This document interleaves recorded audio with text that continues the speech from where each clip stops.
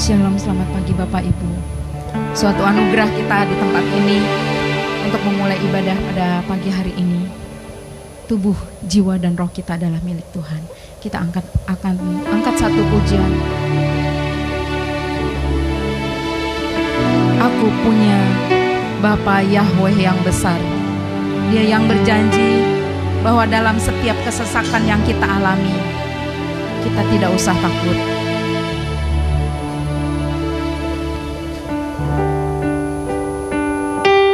Ku hidup karena percaya Kau yang berjanji setia. Pengharapanku selalu ada di dalam-Mu, ya Bapa Yahweh. Ku tidak akan menyerah meski dalam kesesakan. Seluruh hidupku dalam genggaman-Mu. Aku punya Yahweh yang besar. Aku punya Tuhan yang besar, yang telah berjanji dan sanggup menggenapi. Imanku bersepakat percaya kuasa-Nya.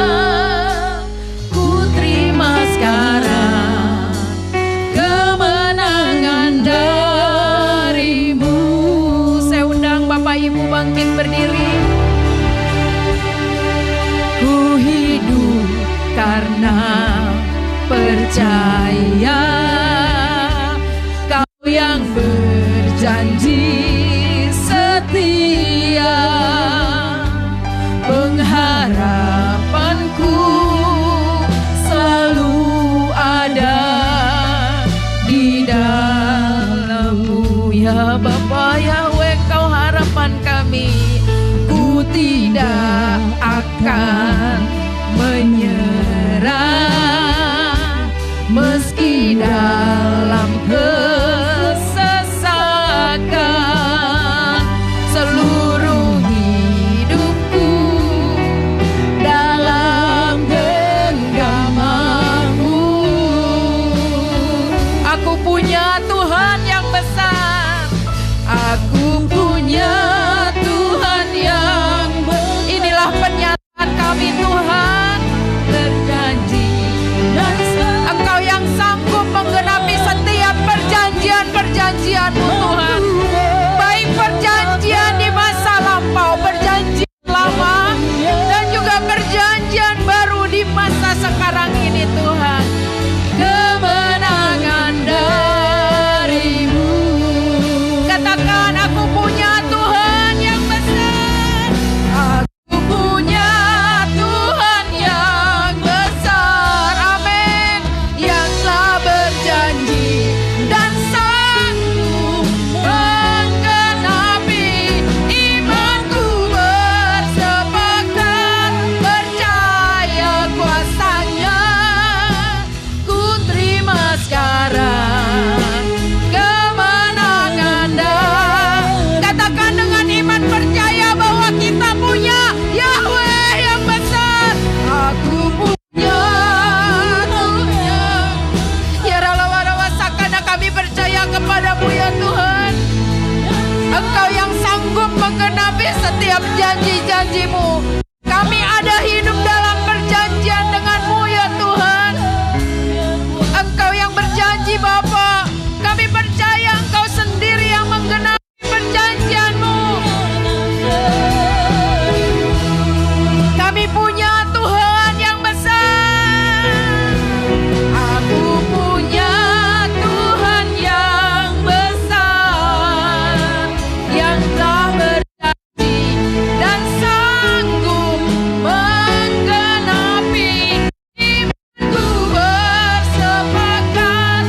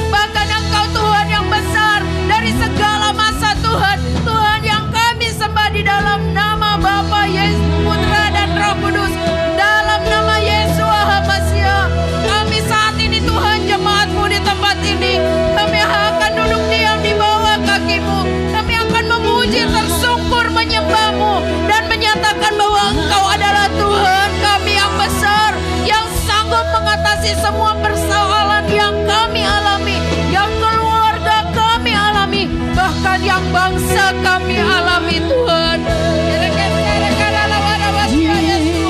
Tuhan tolongi kami, ya Roh Kudus pimpin ibadah kami dari awal hingga akhirnya. Baik kami yang ada di tempat ini maupun kami yang streaming Tuhan. Dari masa ke masa sungguh kami mengakui bahwa Engkau adalah Tuhan yang besar. Di dalam nama Tuhan Yesus kami berdoa, mengucap syukur, beribadah, menyembah dalam nama Yesus Hamasiah. Amin, amin, amin. Satu-satunya yang kita andalkan adalah Tuhan. Ada pujian ini menyatakan kekuatan kita adalah bukan karena gue, bukan karena kita, tapi karena Roh Kudus yang ada di dalam kita, memimpin kita dan kita taat. Itulah kekuatan kita. Kita akan angkat pujian ini. Ku hidup karena percaya, Kau yang berjanji setia, pengharapanku selalu ada di dalam-Mu. Ku tidak akan menyerah meski dalam kesesakan. Seluruh hidupku dalam genggaman-Mu. Deklarasikan, katakan, aku punya Tuhan yang besar. Aku punya Tuhan yang besar, yang telah berjanji dan sanggup menggenapi. Imanku bersepakat percaya kuasa-Nya. Ku terima sekarang kemenangan dari-Mu. Engkau Tuhan yang setia. Engkau Tuhan yang setia. Waktu-Mu selalu yang terbaik. Waktu-Mu selalu yang terbaik. Engkau Tuhan sandaranku, dan hanya kan berharap padamu. Satu-satunya, satu-satunya yang ku andalkan, satu-satunya yang ku percaya. Engkau sumber kekuatan, sumber pengharapan, sumber kedamaian. Satu-satunya andalkan, satu-satunya yang ku percaya Tuhan. Ya Roh Kudus, Engkau Tuhan berkati, Tuhan penyembuhku, Tuhan pemulihku. Saudara percaya Tuhan kita adalah Tuhan yang setia. Yang tidak setia adalah kita. Tuhan selalu memegang janjinya, dan Tuhan adalah Tuhan yang setia dan panjang sabar. Inilah kami Tuhan, ampuni kami apabila kami tidak setia di hadapan-Mu. Tolongi kami Tuhan, bahwa Engkaulah satu-satunya, satu-satunya yang Tuhan.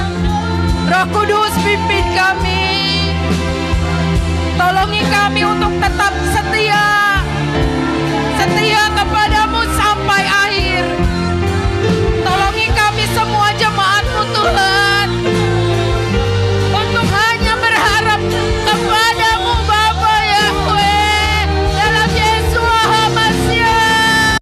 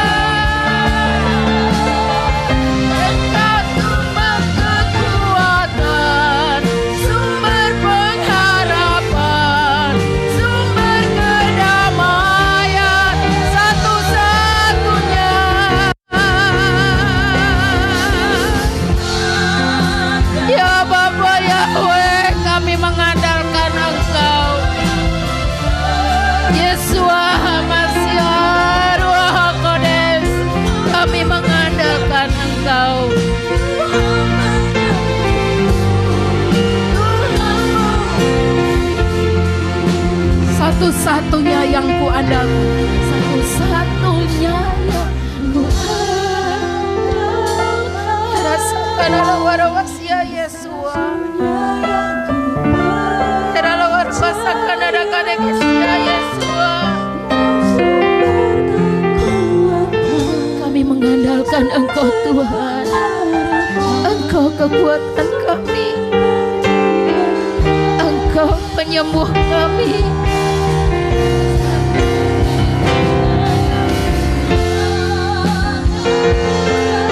Apa pendeta Yahya untuk memimpin?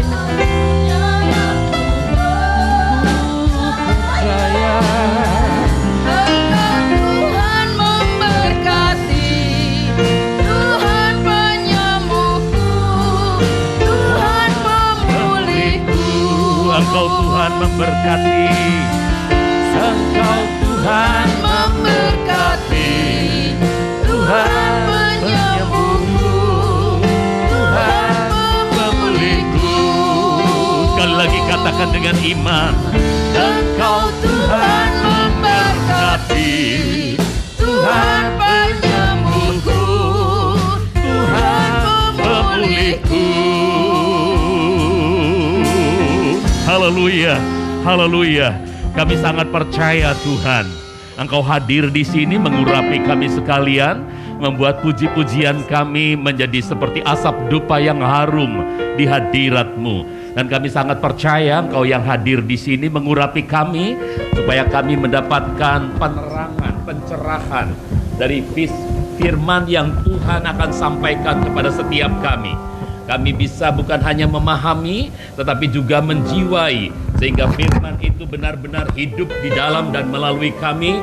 Hidup kami menjadi kesaksian indah di tengah-tengah dunia ini. Terima kasih Tuhan untuk Roh Kudus yang ada bersama dengan kami. Terima kasih untuk pengurapan-Mu, dan terima kasih untuk firman yang tersedia bagi kami sekalian. Kami menyambutnya dengan penuh syukur dalam nama Tuhan Yesua HaMasiah. Haleluya. Kita yang percaya dan diberkati Tuhan sama-sama katakan amin, amin. Silakan duduk Ibu Bapak dan Saudara. Haleluya. Hari ini saya hendak menyampaikan Road to Pentecost. Saudara, ya, ini adalah between Pesach dan Shavuot, ya. Saudara, antara Paskah dan Hari Raya Pentakosta. Ini adalah sebetulnya Road to Pentecost. Oke, saudara-saudara, mari kita melihat. Kita nggak baca ayatnya dulu, tapi mari kita melihat kebenaran ini, saudara-saudara. Jadi persepsi yang berbeda, ada persepsi yang berbeda begini. Kebanyakan orang Kristen memaknai Road to Pentecost itu sebagai masa atau rentang waktu penantian penggenapan dari janji Bapa yang diucapkan Tuhan Yesua sebelum kenaikannya ke surga. Jadi sebelum Yesua naik ke surga, dia mengucapkan janji kepada para murid-muridnya. Tentu saudara-saudara tahu, kalau orang mau berpisah, apalagi berpisah dalam tempo yang sangat lama, tentu akan memberikan pesan-pesan. Banyak orang sebelum wafat memberi pesan-pesan, ya kan? Ada juga yang langsung gitu ya, saudara-saudara. Nah, saudara-saudara dikasih Tuhan, jadi ada kebanyakan kita orang Kristen memperingati Road to Pentecost itu sebagai waktu penantian sampai Roh Kudus dicurahkan, mulai sejak Tuhan Yesus kasih janji. Kapan itu? Kisah 1 ayat yang keempat mengatakan, dan kelima ya, dan ketika berkumpul bersama, Yesua memerintahkan kepada mereka, kepada murid-muridnya, agar tidak pergi dari Yerusalem, tetapi menunggu janji Bapa yang telah kamu dengar daripadaku, karena sesungguhnya Yohanes telah membaptis dalam air, tapi dalam beberapa hari lagi kamu akan dibaptis dalam Roh Kudus.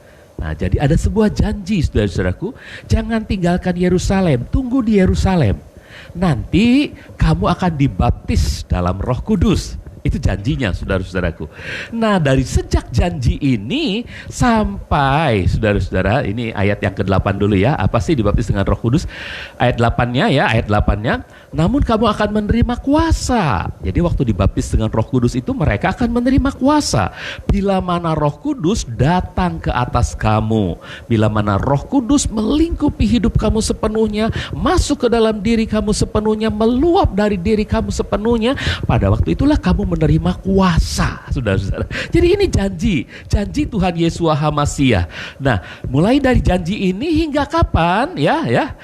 Oke, teruskan dulu ayatnya ya. Dan kamu akan menjadi saksi-saksiku baik di Yerusalem maupun di seluruh Yudea dan Samaria bahkan sampai ke ujung bumi.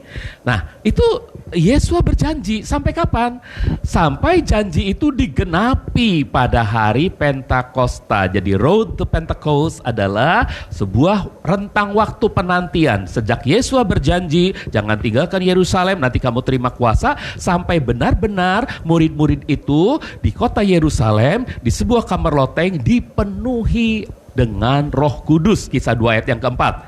Mereka semua dipenuhi dengan Roh Kudus. Kemudian mereka mulai berbicara dalam bahasa-bahasa lain seperti yang diberikan Roh itu kepada mereka untuk mereka ucapkan. Mohon maaf saudara-saudaraku, rupanya komputer itu bisa beda-beda ya. Dari komputer saya yang kalimatnya udah bagus ya, dalam ayat-ayat nggak ada potongan-potongan, tiba-tiba ketika masuk ke situ jadi potongan-potongannya ada di tengah-tengah. Itu wajar ya saudara, jangan terganggu dengan hal itu ya. Oke. Nah, baik Bapak Ibu dan saudara, nah karena itu banyak gereja mengadakan acara seperti doa 10 hari menjelang Pentakosta. Gereja ini juga mengadakan, saudara, nggak ada yang ikut ya. Padahal diumumkan loh. Oke, nah saudara, kita mengadakan doa 10 hari. Ini adalah hari yang ke-10, ini hari yang terakhir, nanti malam hari yang terakhir. Ya, saudara-saudara silakan kalau mau ikut doa ya. Oke, nah karena itu banyak gereja mengadakan acara doa 10 hari menjelang Pentakosta yang dimulai sejak hari kenaikan Tuhan Yesus ke surga sampai dengan hari Pentakosta. Jadi waktu janji itu nggak lama kemudian Yesus naik ke surga. Nah sampai hari Pentakosta itu 10 hari mereka mengadakan doa 10 hari. Ini gereja pada umumnya saudara-saudara. Namun kalau kita lihat dari latar belakang perjanjian lama, saudara-saudaraku, Road to Pentecost itu oleh orang Yahudi dimaknai sebagai menghitung Omer, saudara-saudara. Ini counting di Omer. Counting di Omer atau dalam bahasa Ibraninya Sefirat HaOmer, itu adalah suatu peringatan yang dilakukan dengan cara menghitung berkas. Omer itu berkas. Jadi Omer itu kalau gandum atau jelai itu dipanen ya, itu dari batangnya saudaraku dipanen tak kemudian dikumpulkan batangnya, diikat, ini satu berkas namanya. Nah ini yang disebut Omer dalam bahasa Ibrani, berkas saudara ya. Jadi menghitung berkas ya, dari panen jelai, mulainya panen jelai, kemudian nanti ada panen gandum dan seterusnya panen gandum saudaraku. Itu setiap hari dimulai pada hari kedua sesudah Pesah. Jadi sesudah Paskah hari kedua pada sore hari mereka mulai mengambil Omer itu, kemudian ya berkas jelai itu, panen jelai mereka ikat, dan besoknya itu hari raya buah sulung, dipersembahkan berkas itu. Tapi dihitungnya mulai sebelumnya saudaraku. Jadi sebelum hari raya buah sulung adalah hari ketiga setelah Paskah, tapi ini hari kedua setelah Paskah mulai dihitungnya. Nah setiap kali, saudaraku, sampai kapan? Itu dihitung ya, dihitung. Hari pertama, hari kedua, hari ketiga. Ini Omer pertama, Omer kedua. Nanti cara menghitungnya saya tunjukkan. Nah, sesudah Pesach dan berlangsung selama 7 pekan. 7 pekan. Dalam bahasa LAI 7 minggu. Tapi saya nggak pakai kata minggu karena kalau kata minggu sama dengan kata hari gitu ya. Dengan hari minggu. Jadi pakai pekan itu lebih melihat pada 7 hari dalam satu rentang waktu ya. Oke, 7 pekan saudara-saudaraku. Selama 7 pekan penuh dan hari ke-50-nya dirayakan sebagai Shavuot. Nah, Imamat 23 ayat 15 dan 16 itu ayatnya bunyinya begini. Dan hari setelah Sabat ketika kamu datang membawa berkas Omer, persembahan ayunan, kamu harus menghitung sampai genap 7 pekan. Sampai pada hari setelah Sabat yang ke-7. Kamu harus menghitung 50 hari dan kamu harus mempersembahkan. Nih ada tanda das di sini ya. Padahal ini udah diatur saudaraku, tapi masuk ke komputer sana jadi berantakan begini ya. Sampai ke bawah-bawah ya.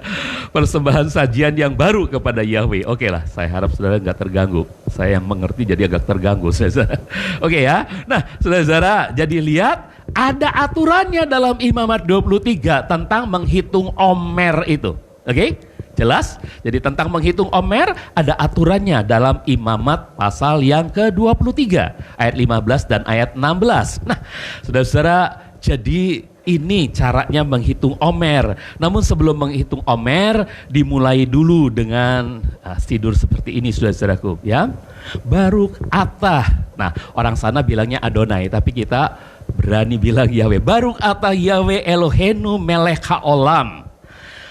Asher hideshanu bemis potaf vatsifanu al sefirat ha-omer. Nah, sefirat ha-omer itu adalah menghitung Omer. Jadi dimulai dengan itu, mulailah orang Israel menghitung. Ini adalah Omer pertama pada pekan pertama. Lalu besoknya, ini adalah Omer kedua pada pekan pertama. Ketiganya, ini adalah Omer ketiga pada pekan pertama. Dan terus sampai pekan pertama selesai. Ini adalah Omer ke-8 pada pekan kedua. Ini adalah Omer ke-9 pada pekan kedua. Terus sampai selesai pekan kedua. Ini adalah Omer ke-15 pada pekan ketiga. Dan seterusnya sampai terakhir. Ini adalah Omer ke-49 pada pekan ke-7. Nah, saudaraku, inilah menghitung Omer. 49 hari mereka mengumpulkan berkas dan mempersembahkannya sebagai persembahan ayunan di hadapan Tuhan. Saudara-saudaraku, 49 hari. Berarti ini adalah soal panen. Soal panen raya. Yang dimulai dengan panen jelai, kemudian diakhiri pada puncaknya itu di tengah-tengah udah mulai panen gandum, dan akhirnya adalah panen gandum yang terakhir pada hari ke-49. Jadi ini cara orang Yahudi menghitung Omer, menghitung dari sejak Paskah sampai pada hari ke-50 Pentakosta, itu adalah kegiatan menghitung Omer. Jadi bagi orang-orang yang berpijak pada perjanjian lama, Road to Pentecost bukanlah 10 hari seperti kebanyakan gereja, tetapi itu dalam 49 hari bahkan sampai ke hari ke-50. Jelas ya Ibu Bapak dan Saudara ya. Nah, Saudara-saudara, jadi menghitung Omer itu apa? Tuhan sengaja menghubungkan perayaan Shavuot itu dengan masa panen orang Israel. Bayangkan, waktu Tuhan mengeluarkan orang Israel dari perbudakan Mesir, apakah orang Israel sudah bercocok tanam? Belum, saudara-saudaraku. Apakah orang Israel sudah melaksanakan penanaman yang kelak nanti panennya itu bisa berlangsung sampai 49 hari? Apakah sampai 7 pekan? Apakah sudah diketahui oleh Tuhan? Halo? Diketahui iya, tapi belum ada praktek orang Israel melakukan itu. Mereka masih jadi budak di Mesir. Apa yang mereka lakukan? Mereka membuat batu-batu bata dari jerami-jerami. Jadi pengetahuan itu diketahui oleh Tuhan kita yang ajaib. Dan Alkitab kita membuktikan adalah buku yang paling ajaib. Amin. Karena apa yang belum pernah diketahui oleh manusia, ternyata Tuhan sudah merancangkannya. Bayangkan saudaraku, dari hari raya Pesah sampai hari raya Pentakosta, 7 minggu itu saudara-saudaraku dilewati, di antaranya 7 minggu. Itu dikaitkan dengan pertanian orang Israel kelak. Kalau mereka nanti sudah menduduki tanah perjanjian, mereka akan bertani di sana, bercocok tanam di sana, dan mereka akan mengalami masa panen 7 minggu itu, saudara-saudara. 7 pekan, maaf. Jelaskan bagi kita, saudara-saudara, bahwa Tuhan kita adalah Tuhan yang hebat, dan Alkitab kita Alkitab yang hebat. Amin. Amin. Nah, saudara-saudaraku, mari kita lihat Tuhan sengaja menghubungkan perayaan Shavuot dengan masa panen. Jadi perayaan Shavuot itu adalah pengumpulan, panen, dan perayaan. Ini soal pertanian, saudara-saudaraku, yang sudah diketahui lebih dulu oleh Tuhan, padahal orang Israel belum mengalami itu. Tapi Tuhan sudah merancang lebih dulu. Amin. Tapi ini bukan hanya soal itu, saudara-saudaraku. Ya, oke, saya teruskan aja. Jadi ketika sudah menetap dan bercocok tanam di tanah terjanji, ternyata masa panen itu berlangsung selama 7 minggu. Dimulai dengan panen awal, Habikurim. Nah, saudara-saudaraku, itu buah sulung ya.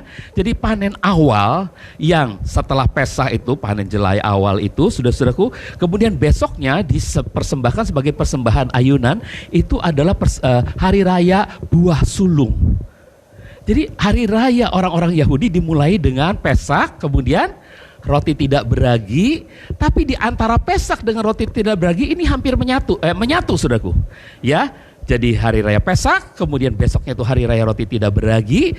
Nah, pada malam itu saudara-saudaraku, orang mengumpulkan panen dan besoknya dipersembahkan sebagai hari raya buah sulung, Habikurim. Hari raya buah sulung, saudara-saudaraku. Dan ini adalah hari bagi kita, hari kebangkitan Tuhan Yesus HaMasiah. Dan hari raya roti tidak beragi berlangsung sampai hari ke-15. Baru sesudah itu hari raya yang keempat adalah Shavuot, Pentakosta. Oke? Nah, saudara-saudaraku, ini luar biasa. Dan 4 hari raya ini dalam hitungan nubuatan itu sudah tergenapi bagi gereja. Sudah tergenapi. Masih ada 3 hari raya yang belum tergenapi untuk gereja. Yaitu hari raya apa? Yom Teruah, hari raya peniupan sangkakala. Sebentar lagi sangkakala akan berbunyi dan kita semua gereja akan rapture bersama dengan dia. Amin. Kemudian kita akan mengalami hari raya atonement. Sebetulnya ini adalah dikhususkan untuk pendamaian bagi Israel dengan Hamasiah Yesua. Karena mereka pokok yang zaitun yang asli itu, saudaraku, sempat ditinggal, dicangkokkan kita pokok yang dari hutan, saudara-saudaraku. Tapi nanti akan ada pendamaian bagi mereka, amin. Dan setelah pendamaian bagi mereka, maka hari raya terakhir adalah Sukot, hari raya Tabernakel. Itulah masa milenial, 1000 tahun kita berkerajaan bersama dengan Tuhan. Tepuk tangan dulu saudaraku kalau saudara yakin bahwa inilah kebenaran firman Tuhan yang tidak akan pernah gagal. Amin. Amin. Nah, saudara-saudaraku, jadi menghitung Omer dimulai pada Paskah malam kedua, yaitu ketika orang Israel membawa berkas, membawa Omer, hasil panennya yang pertama. Imamat 23 ayat 10, katakanlah kepada Bani Israel demikian, ketika kamu masuk ke negeri yang akan kuberikan kepadamu. Lihat, Yahweh lebih dulu tahu apa yang akan terjadi ketika mereka masuk ke negeri yang Yahweh sediakan bagi mereka. Maka kamu akan menuai hasilnya. Maka kamu harus membawa berkas hasil pertama panenmu kepada imam. Inilah yang kelak menjadi persembahan buah sulung, saudaraku. Oke, tapi itulah yang disebut mulai menghitung Omer. Itu Omer yang pertama. Oke, pada pekan yang pertama. Kemudian besoknya Omer yang kedua pada pekan yang kedua dan seterusnya. Ya. Dihitung sampai genap 7 pekan, 49 hari ke depan. Dan bahkan pada hari ke-50-nya dirayakan sebagai Shavuot. Imamat 23 ayat 15-16 tadi sudah kita baca, ya. Dan hari setelah Sabat ketika kamu datang membawa berkas atau Omer persembahan ayunan, kamu harus menghitung sampai genap 7 pekan sampai pada hari setelah Sabat yang ke-7.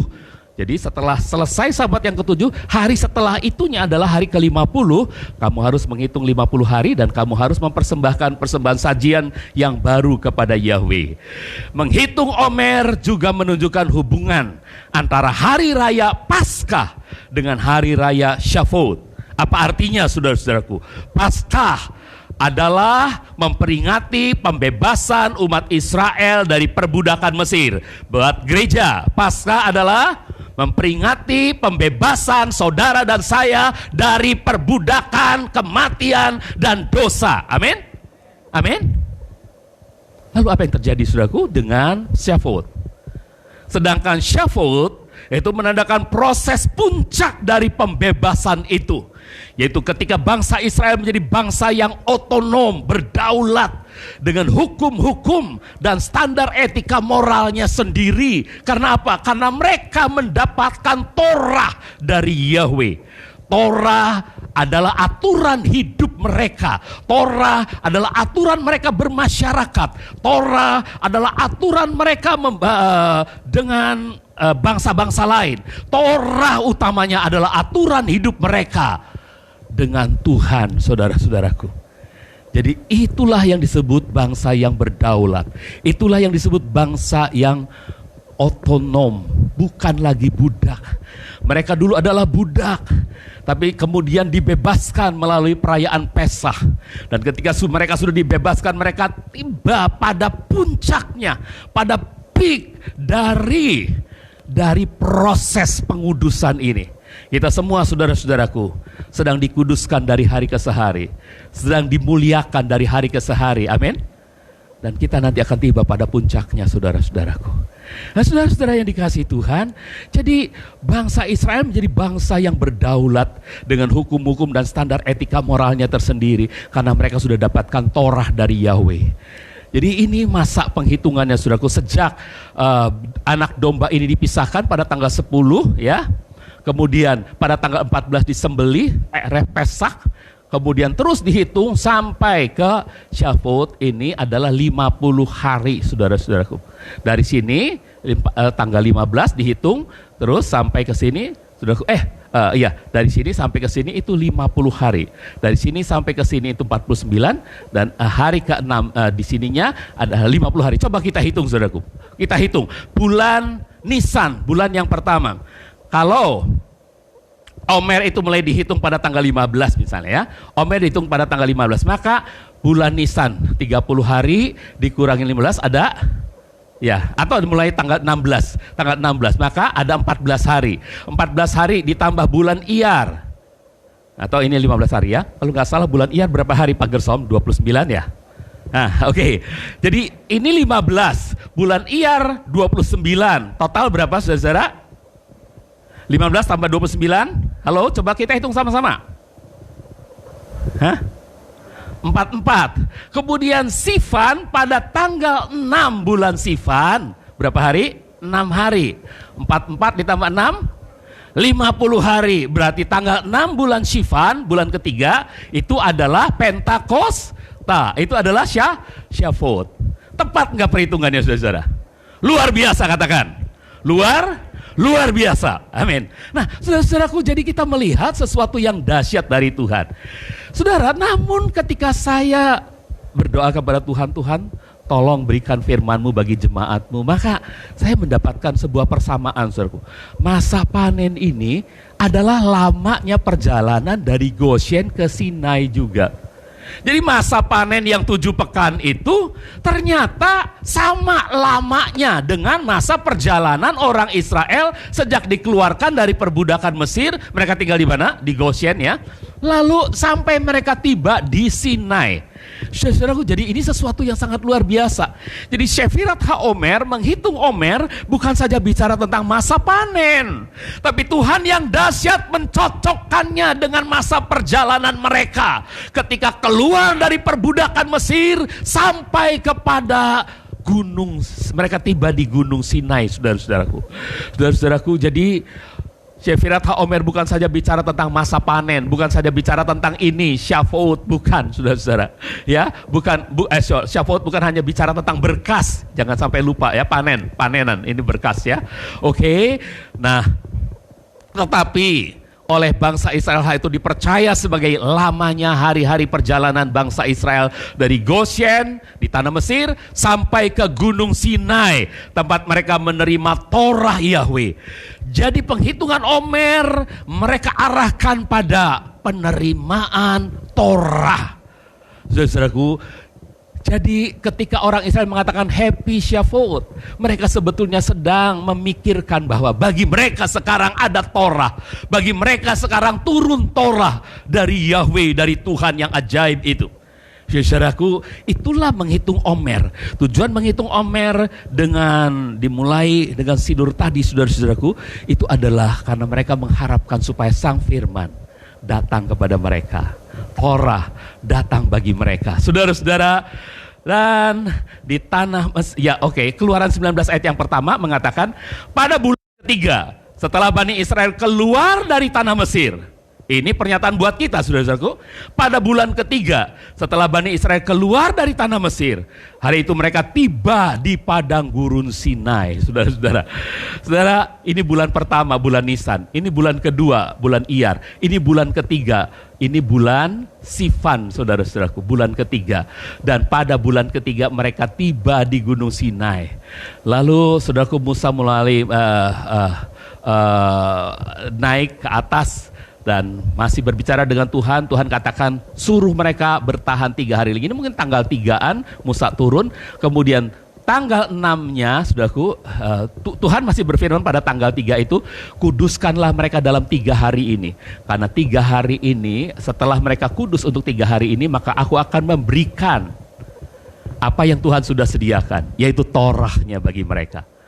Bayangkan saudaraku, betapa tepatnya apa yang dikatakan oleh firman Tuhan dengan apa yang diyakini oleh gereja dan apa yang diyakini oleh orang-orang Israel pada masa kini. Perhitungannya sangat tepat, saudara-saudaraku. Amin. Nah, saudara-saudaraku, coba kita lihat, memang ada 2 versi perjalanan, saudaraku. Ada 2 versi perjalanan. Yang pertama adalah versi menyeberang laut kecil. Jadi orang menafsir. Jadi perjalanan orang Israel itu ke Gunung Sinai itu bagaimana sih?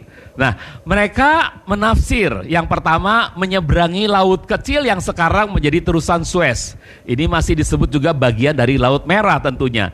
Masih Laut Teberau juga, saudaraku ya. Nah, ini gambarnya, saudara-saudaraku. Jadi nyebrangnya itu di sini. Hahirotnya ini, Baal Sefonnya tuh di sini, saudara-saudaraku. Baru dia nyebrangnya laut kecil yang sekarang jadi terusan Suez, saudara-saudara. Ya, dan kalau ini yang dilakukan, maka Gunung Sinai-nya adanya di Jazirah Sinai ini, saudara-saudara. Di ujung Jazirah Sinai, ya. Ya, ini masih disebut juga Laut Merah. Berarti Gunung Sinai-nya berada di ujung Jazirah Sinai. Laut Merah itu sebetulnya di sini, saudara-saudaraku. Ini Jazirah Arab ini nanti berhenti sampai sana, ini udah lautan Hindia, lautan besar ya. Ini benua Afrika itu sampai ke bawah, ini lautan Hindia. Lalu ini Laut Merah nih, nanti bermuara, Laut Merah itu akan ketemu dengan lautan Hindia. Ini Laut Merah bercabang 2 ya. Jadi Teluk Akaba dan jadi Teluk Suez gitu, saudara-saudara. Ini Laut Merah, namanya masih Laut Merah semuanya. Oke? Oke, nah jadi kalau kita mengikuti penafsiran yang pertama, perjalanannya adalah dari sini, dari tanah Goshen, Ramses, mereka sampai ke Baal Sefon, kemudian ke kota Migdol ya, mereka menyeberang sampai dari situ ke Etam, dan Etam terus sampai ke akhirnya mereka ke Sinai, tiba di Sinai. Oke, itu lamanya adalah 7 pekan, saudara-saudaraku. 7 pekan ya. Oke, nah sekarang kalau versi yang kedua, versi menyeberangnya di Teluk Akaba. Mana yang betul kita nggak tahu. Tapi setiap kali kita ke Israel, di bawahnya Israel yang di gunung, dia di Jazirah Sinai. Kalau kita ke Gunung Sinai, waktu saya beberapa kali ke Gunung Sinai, itu di bawahnya yang ke Jazirah Sinai, saudaraku. Bukan yang di sini nih. Ini ada gambar lain nih. Ini ada Gunung Sinai yang di Arabia, saudara-saudaraku, ya. Nah, jadi cara mereka pergi itu dari Goshen, Tel El Daba itu, ya. Mereka berangkat terus, ya, sampai ke Sukot, ya, sampai ke Strait of Tiran, ini selat Tiran sampai ke Selat Tiran itu 500 km menurut perhitungan dia nih. 500 km. Dan itu adalah 17 hari katanya. Dengan perhitungan 29 km per hari. Mereka tiba di sini 17 hari katanya. Dan dari Selat Tiran sampai ke Gunung Sinai itu 200 km karena berbelok-belok jalannya 200 km dan itu ditempuh dalam 11 hari perjalanan sehingga 17 tambah 11 itu jadi 27. Nah, kemudian mereka mungkin berkemah dulu sampai akhirnya Musa naik sebelum tanggal 6, 3 hari sebelum tanggal 6, saudara-saudaraku, Musa akhirnya memberitahu orang Israel bahwa mereka harus menguduskan diri dalam 3 hari ini. Dan kemudian akhirnya Musa pada tanggal 6 Syafot, tanggal 6 bulan Sivan itu dia menerima Torah. Nah, ini perjalanan, ini tafsir yang kedua. Jadi nyebrangnya di sini, saudaraku. Nyebrangnya di sini. Ada lagi yang menafsir nyebrangnya di sini, saudaraku. Ya, oke. Tapi kita melihat ini nyebrangnya di sini supaya kelihatan tidak terlalu besar luas. Karena ini sangat besar sekali. Kalau ada kereta Firaun yang mengejar itu rasanya keburu terkejar gitu. Kalau sangat luas ya.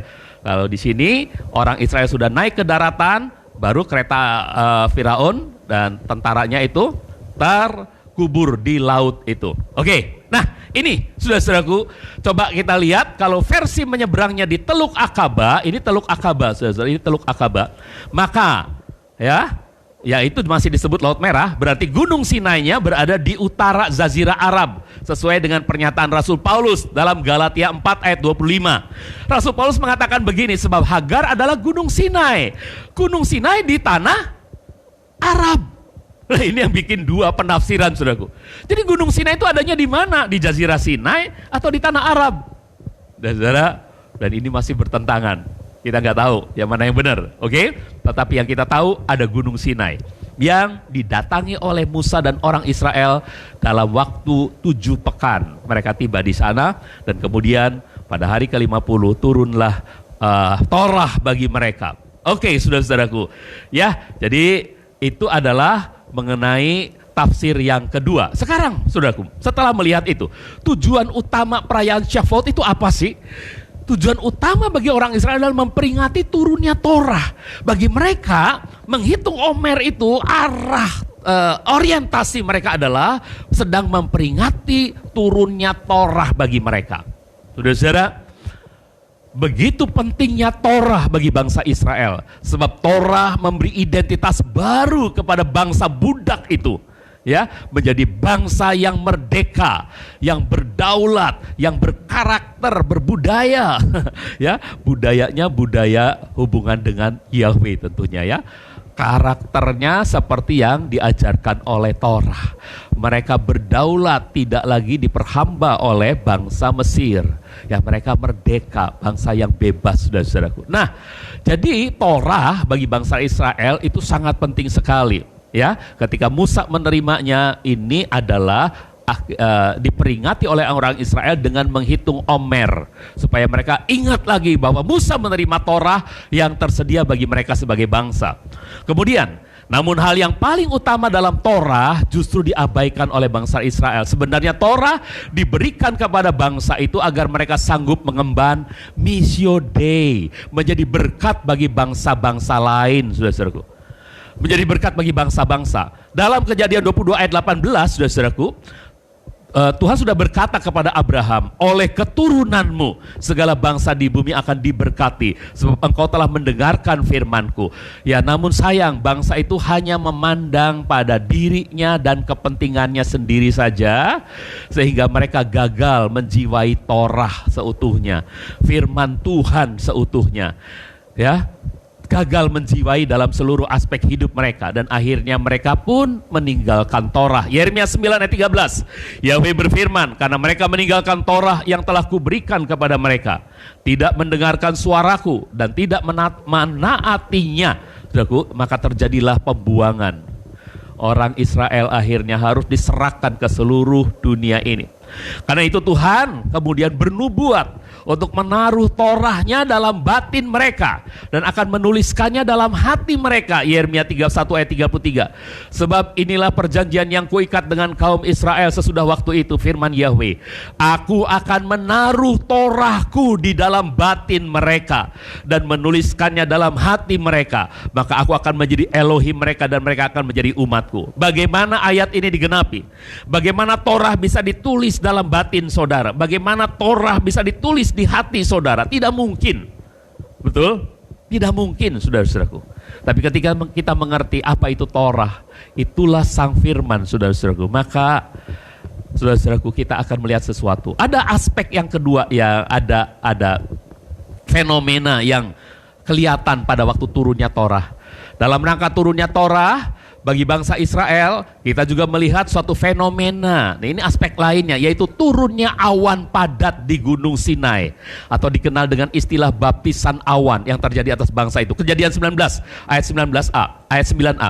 Lalu berfirmanlah kepada Musa, sesungguhnya aku akan datang kepadamu dalam awan tebal, supaya umat Israel dapat mendengar saat aku berbicara denganmu, sehingga mereka dapat percaya kepadamu selamanya. Ayat yang ke-16, pada hari ketiga saat pagi hari terjadilah guru dan petir, juga awan tebal di atas gunung itu, dan terdengarlah bunyi sangkakala yang sangat keras, maka gemetarlah seluruh umat yang ada di perkemahan itu. Saudaraku, inilah awan tebal yang melingkupi orang Israel. Ini seperti orang Israel mengalami baptisan awan, saudara-saudaraku. Baptisan dengan awan. Mereka pernah mengalami baptisan air, baptisan di Laut Merah, saudara-saudaraku. Ya, Mereka mengalami itu, baptisan di Laut Merah. Mereka bisa melewati Laut Merah itu. Itu baptisan air bagi mereka. Tapi kemudian 50 hari kemudian mereka mengalami baptisan awan, baptisan Roh Kudus. Bagi kita, saudaraku, kita mengalami baptisan air. Kita juga mengalami baptisan Roh Kudus. Saudaraku, ini adalah fenomena yang harus kita ingat.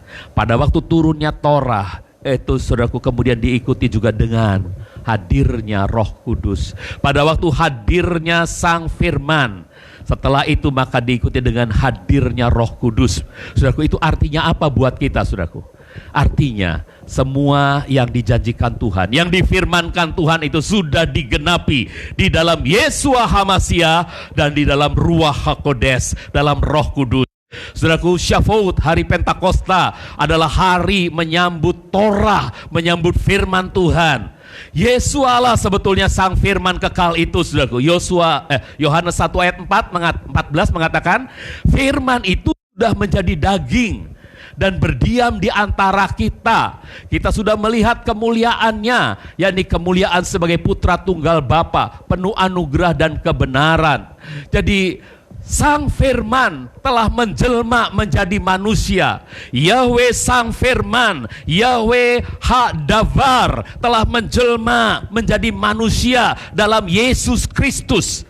Dan ini adalah Torah yang sesungguhnya bagi seluruh umat manusia. Sebab di dalam Dialah seluruh tuntutan Torah bisa digenapi oleh Dia. Amin. Amin. Saudara-saudaraku, bukan dalam pribadi yang lain, hanya dalam Kristus firman itu bisa nyata, kelihatan. Tapi janji Tuhan dalam kitab Yeremia tadi 31 ayat 33 mengatakan Dia akan menuliskan di batin kita. Bagaimana Dia bisa menuliskan di batin kita, saudara-saudaraku? Tunggu dulu sebelum membahas itu. Kita beranjak dulu ke sini. Jadi Yesua lah Torah yang dinantikan oleh umat Israel itu sebetulnya. Namun mata mereka masih tertutup. Mereka masih belum melihat Yesua sebagai Torah yang mereka nantikan. Yesua sesungguhnya yang telah memberi identitas baru bagi siapapun, bagi saudara dan saya yang menyambut Dia. Amin. Yohanes 1 ayat 12 dengan jelas mengatakan, sebanyak orang yang menerima Dia, Dia memberikan otoritas, Dia memberikan exousia kepada mereka untuk menjadi anak-anak Elohim. Saudara adalah anak-anak manusia yang berdosa, anak-anak Adam pertama. Tapi sekarang sudah dijadikan anak-anak Elohim. Karena Yesua, waktu saudara menerima Dia dengan sepenuh hati, saudara punya identitas baru sebagai anak-anak Bapa Surgawi. Amin. Tepuk tangan dulu, saudaraku. Bersyukur kepada Tuhan yang telah menjadikan kita anak-anaknya. Saudara-saudaraku, kita yang percaya dalam namanya, kita diberi identitas baru. Yesua membuat kita yang dahulu budak dosa sekarang menjadi bangsa yang merdeka, bangsa yang berdaulat, bangsa yang berbudaya, berkarakter. Saudara-saudaraku, saudara, orang-orang yang bebas merdeka. Amin. Merdeka dari hukum dosa, merdeka dari kekuatan dan kehadiran dosa. Sebetulnya saudara-saudara, saudara adalah orang yang merdeka. Saudara berdaulat, saudaraku, berkuasa. Ketika Roh Kudus tercurah dalam hidup saudara, ada kuasa yang sangat besar menyertai saudara. Amin. Saudara-saudaraku, saudara itu berbudaya, budaya kerajaan surga. Saudaraku, saudara harus bisa dalam hidup ini mengampuni, karena itulah budaya kerajaan surga. Orang yang jahat kepada saudara, sejahat apapun, saudara harus mengampuni dia. Saudara harus bisa menerima manusia apa adanya, sama seperti Bapa menerima si bungsu yang sudah menghamburkan harta kekayaan bapaknya. Waktu datang kembali, diterima apa adanya oleh Bapa. Budaya seperti itulah yang harus hidup di dalam kita. Amin. Dan melalui kita, saudara-saudaraku, kita harus berkarakter seperti karakter Kristus. Itulah, saudaraku, kita menampilkan karakter Kristus dalam hidup kita. 1 Petrus 2 ayat 9 mengatakan, tapi kamulah bangsa yang terpilih, imamat yang rajani, bangsa yang kudus, umat kepunyaan Elohim sendiri, supaya kamu memberitakan kebajikan Dia yang telah memanggil kamu keluar dari kegelapan ke dalam terangnya yang menakjubkan. Saudara, Yesua yang membuat kita punya belas kasihan, kita punya bowels, kita punya belas kasihan itu, saudara. Kita punya belas kasihan kepada jiwa-jiwa. Yohanes 4 ayat 35, karena itu pergilah, sorry 4 ayat 35-nya, wah nggak kecatat saudara-saudaraku. Ya, ladang telah menguning gitu ya. 4 ayat 35-nya ini ladang telah menguning. Siap untuk dituai. Apakah saudara punya hati seperti hatinya Tuhan Yesus yang melihat orang-orang di sekitar kita sebagai gandum yang telah menguning, siap untuk dituai, saudaraku. Saudara, jadi kita melihat kita juga punya power untuk melaksanakan Missio Dei itu, amanat agung itu. Karena itu pergilah, muridkanlah semua bangsa dengan membaptis mereka ke dalam nama Bapa, Putra, dan Ruach HaKodes, serta mengajar mereka melakukan segala sesuatu yang telah aku perintahkan kepadamu. Ketahuilah, aku menyertai kamu senantiasa sampai akhir zaman. Saudaraku, kuasa itu telah diberikan ketika Roh Kudus turun atas kita. Nah, jadi Yesua memungkinkan Roh Kudus turun atas kita, dan setelah itu maka kita akan punya power untuk melaksanakannya. Dan sekarang kita bicara tentang Shavuot. Tadi ada fenomena yang kedua. Hari Pentakosta adalah hari raya umat Israel mengalami baptisan awan. Sama seperti gereja mengalami baptisan Roh Kudus. Setelah melalui baptisan Laut Merah, orang Israel mengalami baptisan Laut Merah. Sama seperti gereja mengalami baptisan air. Ini apa maknanya bagi kita? Saudara, mari kita pertanyakan sesuatu. Mengapa Yesua mengundurkan diri dari perannya di bumi bersama murid-muridnya? Bukankah kalau dia terus ada bersama murid-muridnya, murid-muridnya long life, murid-muridnya sehat, dan sekarang ada, kita bisa ketemu, bisa high-five, saudaraku, kita bisa bersalaman, kita bisa bercengkrama, dan terus mendengarkan ajarannya karena dia hidup selamanya, amin? Kenapa enggak? Kenapa begitu? Kenapa dia harus mengundurkan diri dari perannya di bumi bersama murid-muridnya? Saudaraku, itu supaya kita selaku tubuhnya di bumi ini punya kairos, punya kesempatan untuk melayani. Saudaraku, dia inginkan saudara melayani. Katakan, saya melayani. Ya, itu yang dia inginkan, saudara. Jadi kalau saudara selalu Yesus yang hadir di sini, maka semua pelayanan diborong habis oleh dia. Saudara nggak punya kesempatan untuk melayani. Saudaraku, tetapi ketika kita melihat Yesua itu tidak bersama dengan kita, maka kitalah yang harus belajar melayani. Dan efektif dalam menjadi berkat bagi semua orang. Sebab dia berfirman dalam Yohanes 14 ayat 12, sesungguhnya aku berkata kepadamu, siapa yang percaya kepadaku, ia juga akan melakukan pekerjaan-pekerjaan yang kulakukan. Bahkan yang lebih besar daripada itu akan ia lakukan. Sebab aku pergi kepada Bapakku. Saudaraku, jadi waktu Yesus pergi kepada Bapaknya, dia memberi kesempatan kepada saudara untuk bisa melayani dan melayani dengan lebih efektif. Katakan, melayani dengan lebih efektif. Saudara-saudaraku, hari-hari ini manusia di dunia dipenuhi dengan penemuan-penemuan yang sangat-sangat canggih, dan itu ternyata bisa membuat pelayanan manusia lebih efektif. Dengan YouTube, dengan WA, dengan apapun, saudara yang dulunya nggak pernah melayani Tuhan sekarang mulai bagi-bagi ayat, betul ya? TikTok, saudara yang dulu nggak pernah bagikan kebenaran melalui TikTok, saudara sekarang sudah bisa bagikan kebenaran, dan itu bisa dibaca banyak orang, bisa dilihat oleh banyak orang. Saudara-saudaraku, lebih efektif, saudara-saudara. Ada pertanyaan kedua dan terakhir. Mengapa harus Roh Kudus? Mengapa tidak tetap Yesua saja yang Immanuel? Kenapa bukan Yesua saja yang tetap Immanuel dengan tubuh jasmaniahnya? Dia kan bisa berjalan berkeliling sambil berbuat baik. Tunggu, saudaraku, jelas terbatas. Efektivitasnya terbatas. Dengan tubuh jasmaniahnya dia menyembuhkan di sini, ribuan orang yang lain gak tersembuhkan, betul ya? Betul? Yesus itu liwat itu ada ribuan orang yang sakit, saudaraku, tapi yang dia sembuhkan yang buta, betul ya?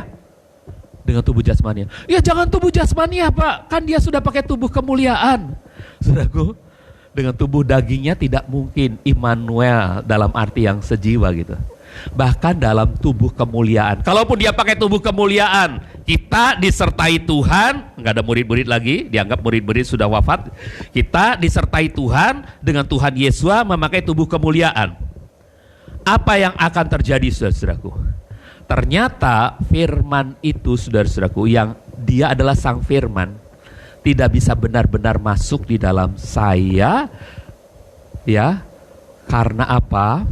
Karena dia ini sangat hebat, luar biasa. Dia hadir di sini, dia menyembuhkan seseorang. Ya, dia melayani, dia menyembuhkan seseorang. Tapi orang yang sakit di sini pada saat yang sama tidak bisa disembuhkan. Kecuali beda sepersekian detik dia langsung ada di sana dan menyembuhkan dengan tubuh kemuliaannya. Betul? Pada saat yang sama dia hadir. Ini bukan ruah ya, ini tubuh. Disebut tubuh kemuliaan. Ini bukan roh, ini tubuh kemuliaan. Dia masuk ke dalam saya, dia inherent dengan saya, dia Immanuel, Tuhan yang beserta saya. Pada saat yang sama bersamaan, dia tidak ada di Pak Marsudi, walaupun pakai tubuh kemuliaan. Kecuali dia tinggalkan saya sejenak, lalu dia ada di Pak Marsudi. Betul? Saudaraku, waktu Tuhan Yesus hadir di tengah murid-muridnya, tiba-tiba dia hadir, dia kemudian lenyap lagi. Waktu Tuhan menampakkan diri kepada Filipus, dia tiba-tiba hadir, kemudian dia lenyap lagi. Mungkin dia sedang menampakkan diri ya kepada dua orang di Emmaus berbarengan pada waktu itu dengan bukan berbarengan, setelah menampakkan diri kepada Maria, dia menampakkan diri kepada dua orang di Emmaus, tapi nggak bisa bersamaan pada waktu yang sama. Harus ada rentang waktu, walaupun pakai tubuh kemuliaan. Tapi bayangkan kalau ini naik ke surga, lalu turun Ruach HaKodes, Roh Kudus, Roh Tuhan itu sendiri, Roh Yesus itu sendiri turun atas kita dan mendiami saudara dan saya. Bisakah dia hanya mendiami saya, dia tidak mendiami Pak Marsudi? No, tidak bisa. Dia bisa mendiami Pak Marsudi. Bukan tidak bisa. Maksudnya dia bisa mendiami Pak Marsudi sekaligus dia bisa mendiami saya. Dia bisa mendiami Pak Marsudi, mendiami saya, dan dia bisa mendiami Pak Adi. Amin? Amin? Karena roh. Apa artinya roh? Saudara coba pegang dadamu. Kenapa dadamu bisa Coba saudara tarik napas sebentar. Kenapa bisa bergerak? Karena di dalam dadamu ada udara. Betul? Pada saat yang sama, udara yang ada di Pak Marsudi juga ada di dalam saya, betul? Seperti itulah Roh Kudus. Roh Kudus ada di dalam setiap kita, amin? Sementara roh yang sama juga ada di sini, amin? Dan inilah yang disebut Immanuel, Tuhan yang menyertai kita, Tuhan yang membuat pelayanan kita makin efektif, amin? Karena itu harus, saudara-saudaraku, hari Pentakosta ini, mari kita harapkan. Kita berkata, Roh Kudus, penuhi saya. Penuhi saya. Kenapa harus dipenuhi, Pak? Kan sudah ada. Sudah ada itu belum tentu penuh, saudara-saudaraku. Sudah ada adalah ketika para murid pertama kali dihembusi Roh Kudus oleh Tuhan. Terimalah Roh Kudus di kamar roteng itu. Mereka sudah ada meterai. Tanda bahwa mereka adalah milik dan anak Bapa Surgawi. Tapi kemudian mereka harus dipenuhi pada Kisah pasal yang kedua. Kisah 2 ayat 4 mereka dipenuhi Roh Kudus. Lalu Kisah 4 ayat yang kesekian lagi, ayat 31 kalau nggak salah. Mereka dipenuhi lagi. Mengapa? Karena hadirat Roh Kudus itu di dalam kita, saudaraku. Seringkali kita geser dengan hasrat-hasrat kita, keinginan-keinginan kita sendiri. Kita tidak mempersilahkan dia sepenuhnya untuk menguasai diri kita. Makanya seperti baterai HP kita, lama-lama akan habis, perlu dicas ulang. Begitupun kita, saudaraku, perlu mengalami cas ulang lagi, urapan baru lagi. Mari kita minta urapan baru tercurah di tempat ini, tercurah di hati saudara, di hati saya. Saya mengundang saudara untuk bangkit berdiri dan menyanyikan lagu ini. Datang Roh Kudus, kau kurindu, dengan minyak yang baru, urapiku. Saudaraku, minta minyak yang baru mengurapi saudara. Minta dia untuk benar-benar membuat hidup saudara efektif di bumi ini bagi kemuliaan namanya. Nyanyikan lagu ini dengan iman, saudara-saudaraku. Datang Roh Kudus, kau kurindu. Haleluya. Luar biasa firman Tuhan. Mengapa bukan Yesus sendiri yang berkarya sampai semuanya tuntas? Dia Maha tahu, Dia perlu untuk hadir dalam rohnya buat saudara dan saya. Datang Roh Kudus, kau ku rindu, dengan minyak yang baru urapiku, mengalir penuhiku, mengalir pulihkanku. Kuasamu bebaskan hidupku. Datang Roh Kudus, kau ku rindu, dengan minyak yang baru urapiku, mengalir penuhiku, mengalir pulihkanku. Kuasamu mengubah hidupku. Satu yang ku rindu, bersekutu denganmu, bawaku lebih lagi tinggal di dalammu, nikmati hadiratmu, jamahlah seluruh hidupku. Kuasamu mengubah hidupku.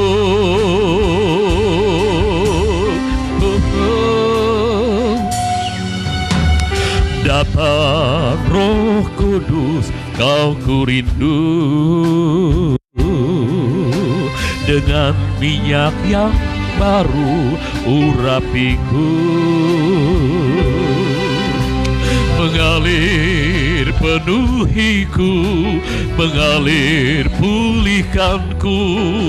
Kuasamu memberikan hidupku. Datang Roh Kudus, kau ku rindu. Katakan dengan iman, saudara-saudaraku, minta. Waktu engkau meminta, Dia akan memberi. Cari, waktu engkau mencari, engkau pasti akan mendapat. Ketuk, waktu engkau mengetuk, pintu akan dibukakan bagimu. Roh Kudus tersedia, Dia sedang menanti di depan pintu hatimu untuk masuk. Sekarang buka sumbatnya, buka pintunya, agar Dia benar-benar memasuki hidup saudara sepenuhnya. Oh, bawaku lebih lagi tinggal di dalammu, nikmati hadiratmu, jamahlah seluruh hidupku. Kuasamu mengubah. Oh, satu yang ku rindu, bersekutu denganmu, bawaku lebih lagi tinggal di dalam.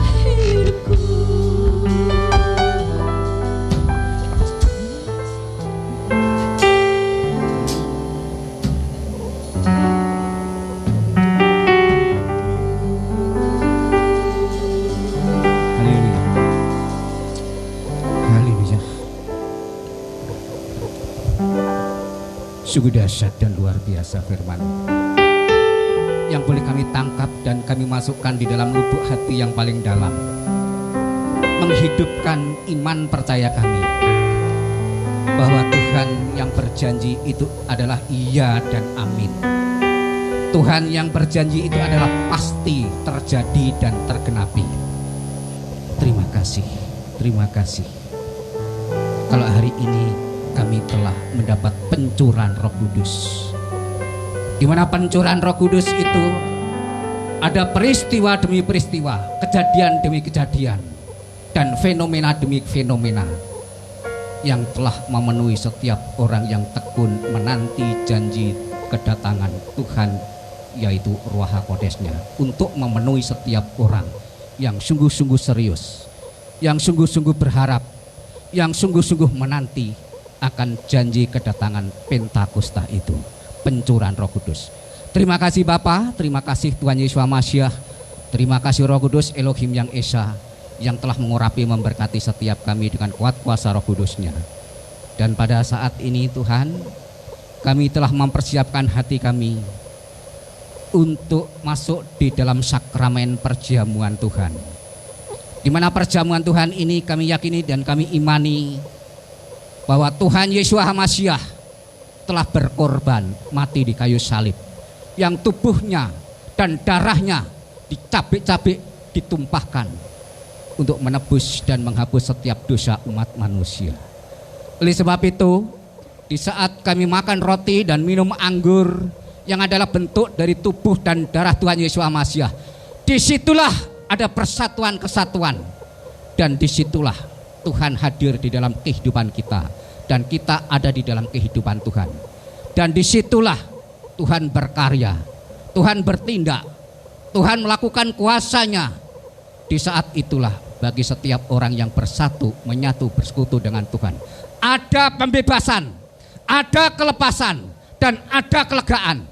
Yang sakit disembuhkan, yang terbeban diberikan keringanan, yang bermasalah diberikan jalan keluar, dan yang lemah dikuatkan, dan yang ragu-ragu akan diberikan kemantapan iman dan keyakinan. Terima kasih Tuhan, terima kasih. Kami siap untuk menerima perjamuan kudus ini di dalam nama Tuhan Yeshua HaMasiah. Bagi kita semua yang sudah siap menerima perjamuan kudus, bersama-sama katakan amin. Mari kita angkat roti di tangan kanan kita untuk menghormati pengorbanan tubuh Tuhan Yesus HaMasiah. Angkat tinggi-tinggi, angkat tinggi-tinggi, bahwa ini adalah benar-benar memperingati pengorbanan tubuh dan darah Tuhan Yesus HaMasiah. Dan dengarkan baik-baik firman Tuhan berikut ini. Lalu Yeshua berkata kepada mereka, sesungguh-sungguhnya aku berkata kepadamu, jika kamu tidak makan daging anak manusia dan minum darahnya, kamu tidak mempunyai hidup di dalam dirimu. Siapa yang makan dagingku dan minum darahku, ia mempunyai hidup kekal, dan aku akan membangkitkan dia pada akhir zaman. Sebab dagingku sesungguhnya adalah makanan, dan darahku sesungguhnya adalah minuman. Siapa yang makan dagingku dan minum darahku, ia tinggal di dalam aku, dan aku tinggal di dalam dia. Sungguh luar biasa saudara. Inilah bentuk cinta kasih Tuhan Yesus HaMasiah yang selalu rindu bersekutu, bersatu, menyatu di dalam kehidupan orang-orang yang ditebusnya. Oleh sebab itu Rasul Paulus oleh pimpinan dan ilham Roh Kudus mengatakan demikian.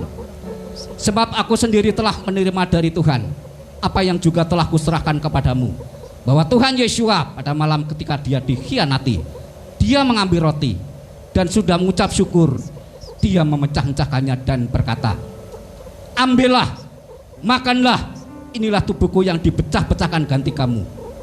Lakukanlah ini sebagai peringatan akan aku. Saudara, bukankah roti yang adalah bentuk dari persekutuan kita dengan tubuh Tuhan Yesus Masiah sudah ada di tangan kita? Mari kita makan dengan mengucap syukur di dalam nama Tuhan Yesus Masiah.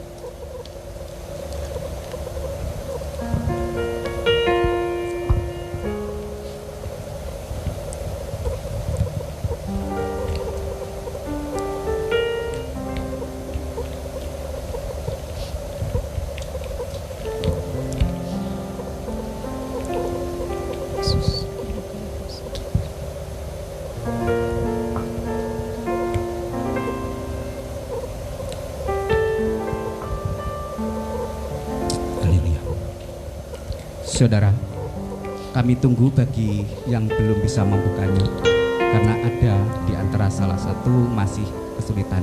Dan kita angkat bersama-sama kalau semuanya sudah terbuka cawan anggur ini. Mari kita angkat tinggi-tinggi dan dengarkan baik-baik firman Tuhan berikut ini.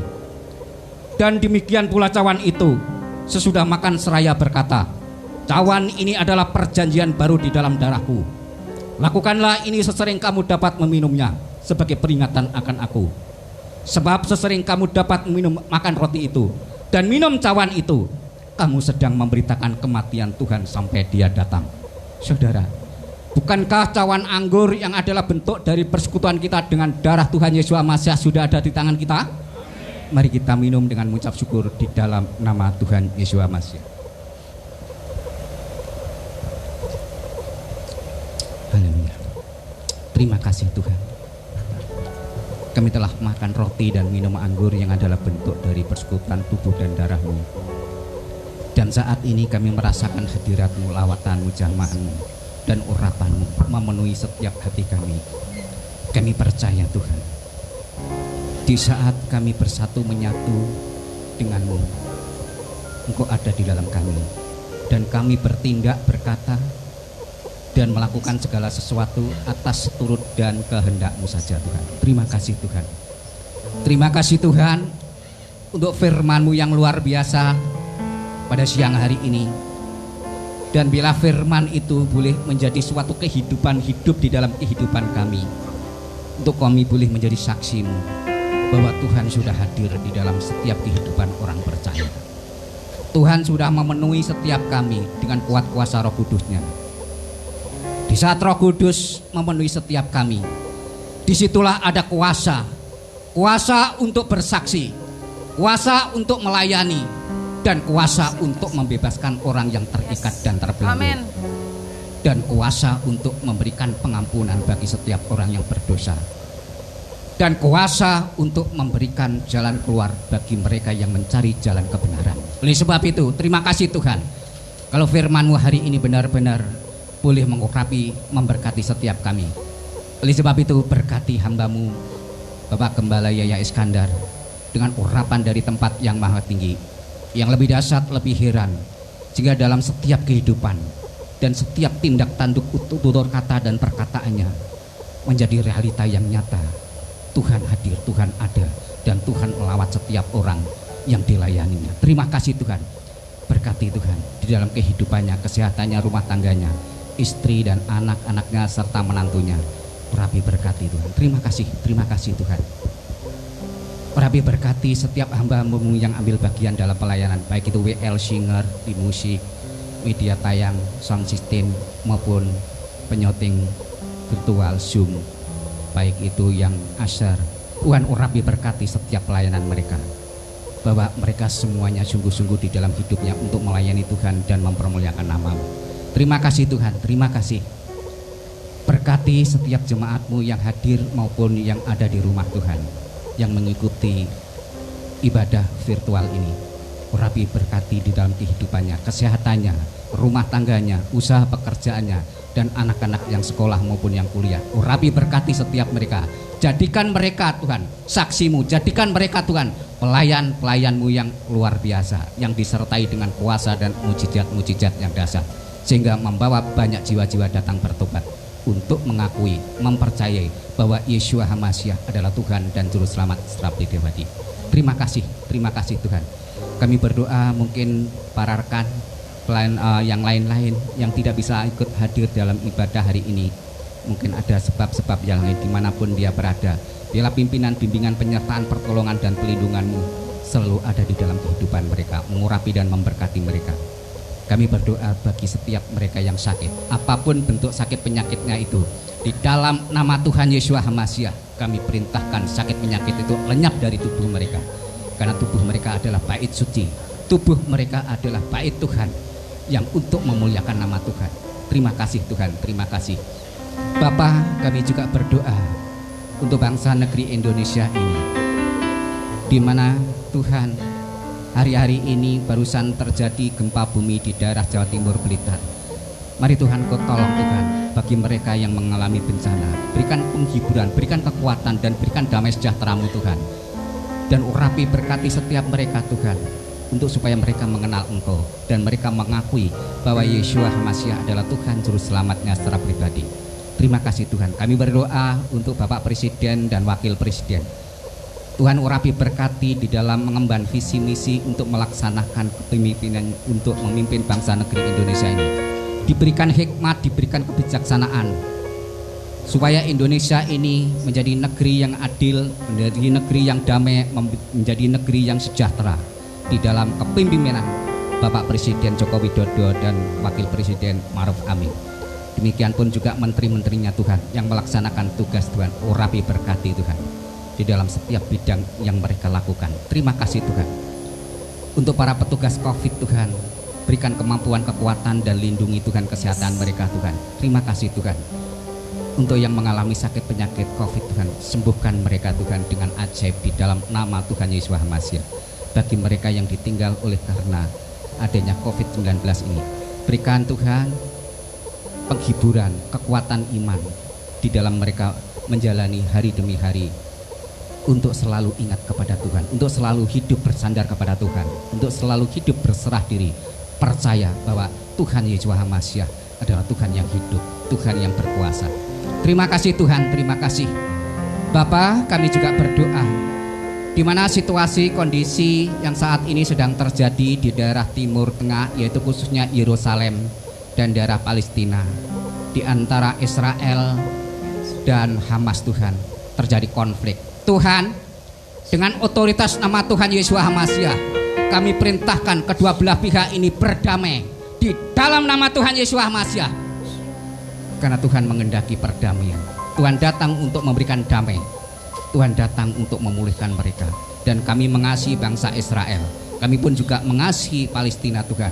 Karena firman-Mu mengatakan bahwa hukum yang kedua adalah mengasihi sesama manusia. Oleh sebab itu ya Tuhan, kami percaya Tuhan, Engkau mengasihi mereka. Karena firman-Mu juga mengatakan bahwa Tuhan tidak menghendaki satu orang pun binasa, tetapi Tuhan menghendaki semua orang diselamatkan. Di dalam nama Tuhan Yesus Hamasiah. Terima kasih Tuhan, terima kasih. Terima kasih Bapak. Sebentar lagi kami mau kembali ke tempat masing-masing. Jauh sebelum kami kembali Tuhan, di mana sebentar lagi kami, anak-anak-Mu yang ada di tempat ini akan mengadakan prosesi pemberkatan nikah. Tuhan urapi berkati di dalam prosesi pemberkatan nikah ini. Dan kami tak lupa berdoa untuk nanti malam bahwa gereja GBT Tuberta dan cabang-cabangnya akan mengadakan ibadah penutupan, yaitu doa 10 hari untuk pencurahan Roh Kudus. Tuhan urapi berkati supaya nanti sore, nanti malam yang mengikuti secara Zoom maupun virtual, Tuhan nyatakan kuasa-Mu, hadirat-Mu, lawatan-Mu, supaya mereka semua yang hadir, yang mengikuti, menerima pencurahan Roh Kudus, dipenuhi Roh Kudus dengan otoritas kuasa Tuhan Yesus Hamasiah, terjadi mujizat demi mujizat. Terima kasih Tuhan, terima kasih. Sebentar lagi kami mau kembali ke tempat masing-masing, namun kami akan menerima berkat yang akan disampaikan oleh hambanya Bapak Yaya Iskandar. Saya harap saudara tidak keberatan jika saya minta bersama-sama memberikan 5 menit untuk penyembahan kepada Tuhan sebelum saya akhiri dengan doa berkat. Satu yang ku rindu bersekutu denganmu, bawaku lebih lagi tinggal di dalammu, nikmati hadiratmu, jamalah seluruh hidupku. Kuasa-Mu teguhkan hidupku, kuasa-Mu, kuasa-Mu teguhkan hidupku, kuasa-Mu, kuasa-Mu teguhkan hidupku. Mari kita sembah.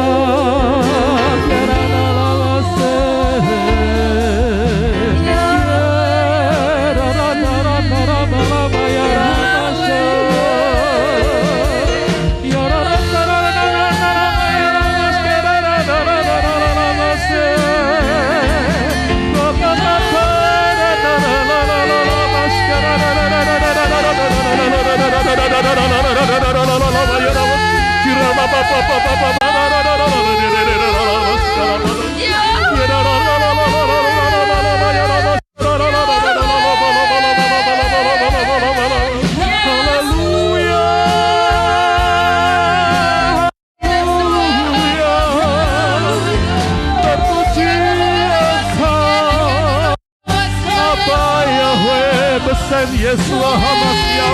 Hakodesh. We praise you, we praise your name, we glorify you, we glorify the name of Jesus, name of we glorify, we adore you, Lord. You are worthy, you are worthy, you are worthy, you are worthy to receive all the glory from your people here, Lord. We give you praise, we give glory, we give you honor, because you are worthy, Lord. You are worthy. Hallelujah, hallelujah, hallelujah, oh, hallelujah, hallelujah, oh, amen. Tandahkan tanganmu dan buka hatimu. Kami telah menyembah-Mu dalam roh dan kebenaran. Kami sangat percaya Engkau berkenan. Dan sekarang Engkau berkenan untuk melimpahkan berkat-Mu ya Tuhan. Saudara-saudaraku yang dikasihi Tuhan, terima dan bawalah. Buat yang di rumah, terima dan bawalah. Kasih karunia dari Tuhan kita Yesua HaMasiah. Kasih dari Bapa Surgawi kita, Bapa Yahweh yang mulia. Dan persekutuan Roh Kudus menyertai hidup kita sekalian. Mulai saat ini sampai kekal selama-lamanya. Nah, sementara kita diberi kesempatan hidup di bumi ini, hidup kita akan menjadi berkat bagi sesama. Karena Torah yang tertulis di hati kita, di jiwa kita, menjelma jadi perkataan kita yang penuh kuasa, menjelma menjadi perbuatan kita yang menarik setiap orang datang kepada Tuhan Yesua HaMasiah. Kita jadi berkat bagi sesama karena Yahweh memberkati kita dan melindungi kita. Yahweh menyinari kita dengan wajahnya dan memberi kita kasih karunia. Yahweh menghadapkan wajahnya kepada kita dan memberi kita damai sejahtera. Kita menerima semua berkat ini dengan iman dalam nama Tuhan Yesua HaMasiah. Haleluya. Kita yang percaya sama-sama katakan amin. Shalom, shalom, damai Tuhan turun ke atasmu sekarang. Shalom, shalom, damai Tuhan sekarang dan selamanya. Seperti sungai mengalir, lembut gemercik,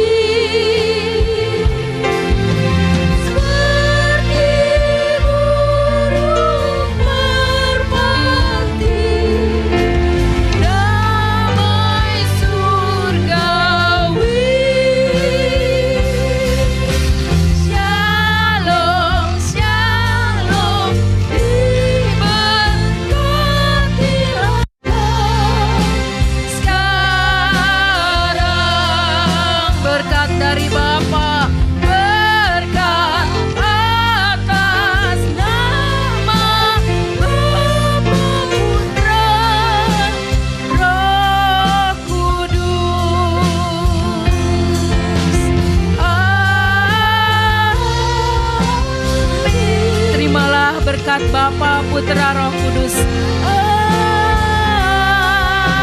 Amin. Blessing dari Bapa, Putra, Roh Kudus atas kita semua. Selamat hari Minggu dan bawa terus berkat itu sampai kita pulang ke rumah, sampai minggu depan, sampai kita diangkat di awan-awan. Amin.